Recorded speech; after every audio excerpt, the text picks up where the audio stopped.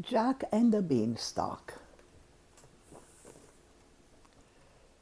Once upon a time, in a little village, far, far away, there was a boy named Jack. He lived in a tiny cottage with his mother. They were very poor, but Jack loved his mother dearly, and they worked hard every day to make ends meet. Their only possession was an old cow that Jack milked every morning. After gathering the day's milk, he and his mother would head to the market and sell the milk. Then they would buy food with their earnings. One day, the tired old cow couldn't give any more milk. Without any money or food, Jack and his mother had no choice but to sell their poor cow. Jack's mother asked him to take the cow to the market and sell her to the highest bidder. Jack was sad to have to get rid of their beloved friend, but he did as his mother told him. On his way to the market, Jack passed a butcher shop. When he saw Jack, the butcher rushed out of his shop. "Well, hello there, Jack. How much for that cow?" asked the butcher politely. Jack shrugged. "As much as I can get," he said. "My mother and I need money to buy food." The butcher reached into his pocket and pulled out 5 beans.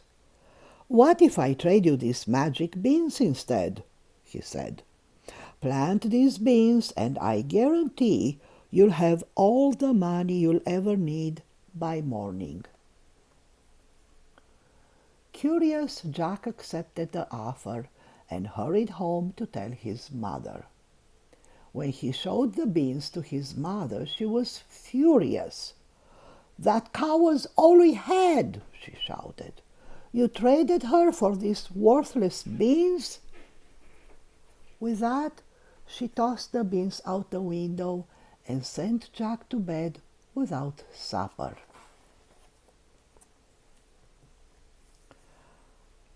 The next morning, Jack awoke in a dark room.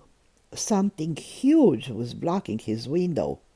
He got out of bed and discovered that a giant beanstalk had grown in the spot where his mother had thrown the beans. He dressed quickly and rushed outside to inspect the mighty plant. He could see no end to the beanstalk, so Jack decided to climb it to see how high it reached. He climbed up, up, up, and was soon surrounded by clouds. His cottage was nothing more than a tiny speck below him. There was no turning back now. He bravely climbed higher and higher until he reached the very top of the stalk.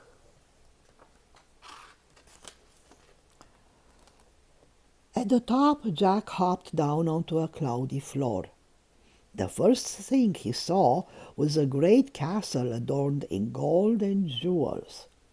The castle was so big that Jack figured it must belong to a giant, a very rich giant.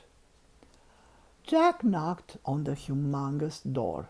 It wasn't long before a lady opened the door. She was a giant's wife and a very kind woman. She invited Jack inside for lunch. As Jack ate, he heard heavy footsteps coming down the hall. "That's my husband!" the wife exclaimed. "He doesn't take kindly to people. Quick, hide in the kettle!" The giant's voice boomed angrily.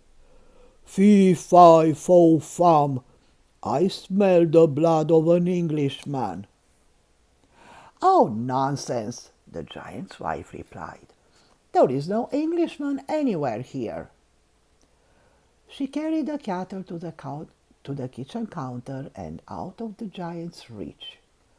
Jack sat inside the kettle and listened intently. Just then the giant's voice roared again. "Bring me my chest," he said to his wife. "I want to count my gold." As he counted his gold coins, the giant got very tired. He fell asleep, snoring loudly. Jack saw this his chance to escape. He climbed out of the kettle and grabbed the bags of coins.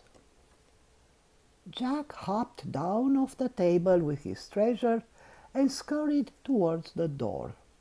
It was only open a crack, and he just barely managed to squeeze through. Just as he neared the beanstalk, Jack heard a rumble of heavy footsteps. The giant was in the castle doorway. "Someone stole my gold!" he roared. "When I find him, I'll make him pay." The giant looked to the left and to the right. He spotted Jack and charged towards the beanstalk with big strides. Jack tied the sacks of gold to his belt and hopped onto the stalk. He shimmied downwards as quickly as he could. He was moving fast, but not fast enough. The giant had already reached the beanstalk. The giant began to chase Jack. The beanstalk swayed back and forth under their weight. The giant was not nearly as quick as Jack and had trouble keeping the beanstalk steady enough to climb. Jack was a very nimble boy and easily scaled the rest of the way down. Jack hopped off the beanstalk and ran straight into the house to grab an axe. Jack chopped furiously at the thick beanstalk. The giant was gaining speed and now was halfway down the stalk. Jack chopped and chopped until his arms were sore. Just then his mother appeared. "Mother, help me cut down this stalk. There is a giant chasing me." His mother fetched a kitchen knife, and together they chopped halfway through the stalk. The stalk began to shake under the giant's weight. Suddenly there was a loud snap. The stalk cracked and the mighty plant came crashing to the ground. And so did the giant. Jack had defeated him. "What's going on?" Jack's mother asked. Jack told his mother the incredible story of the magic beanstalk, the castle, and the giant. At the very end of the tale, he revealed his bags of coins. "We'll never go hungry again, Mother," Jack said proudly. Jack's mother jumped for joy. She hugged her beloved son, and they immediately went to the market to buy food and supplies. They also bought a new cow so they could continue to sell milk at the market. Jack and his mother were never in need again. They worked hard on their farm and never had to wish for any more money. Together they lived happily ever after. Good night.